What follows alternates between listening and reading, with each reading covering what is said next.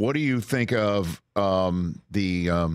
I'll do it because again they're down right now in Columbus, Ohio. I'll throw them a little bouquet here. Vrabel's not going to lose his gig in Tennessee, is he? I mean, they'd be nuts to do that. But like every Ohio State fan, that's their dream right now.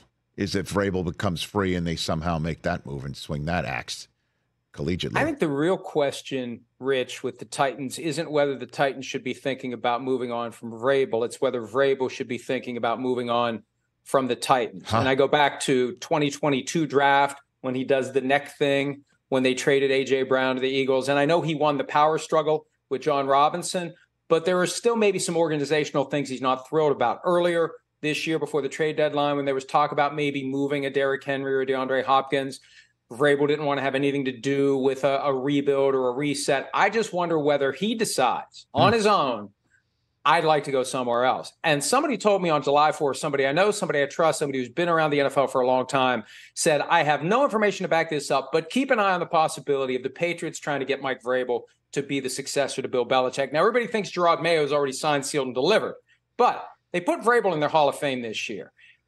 So if there's going to be any sentimental pull for him, whether it's halfway between Columbus and halfway between Foxborough, I think that a great potential offseason story is the Patriots trade, as a practical matter, Bill Belichick, and whatever they get for Belichick, they use to go get Mike Vrabel to come back to New England and be the successor to Belichick there. That is all speculation. That is all just throwing darts. Yep. But I think the question of whether the Titans are fed up with Vrabel is the wrong question. It's whether the Vrabel is fed up with the Titans. Well, Belichick said on his local radio appearance on Monday that it was, quote unquote, ridiculous that he already knows where his next destination is. What do you think? Well, I think if he'd already know right now, yeah, it probably is premature. But even if he already knows, he's not going to say it out loud.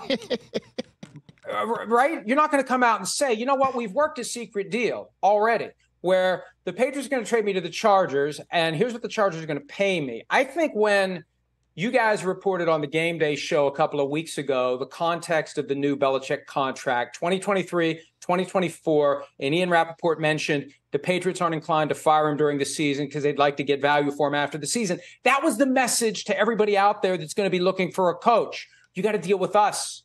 If you want Bill Belichick, you don't just make your wish list and activate it the day after the season ends. We're not going to fire this guy on Black Monday or on Black Sunday as it's become in recent years. Yes. You have to deal with us. So all that happens behind the scenes. The dominoes get lined up now, and then at the right time, the first one gets flicked. And the last thing Belichick would ever admit to is that the wheels are already in motion. This is exactly what the Dolphins were trying to do with Sean Payton and Tom Brady a couple of years ago. Line it up ahead of time and then activate it at the right time. It's not the right time to activate. Catch the Rich Eisen Show every single day on the Roku channel, 12 to 3 Eastern, for free.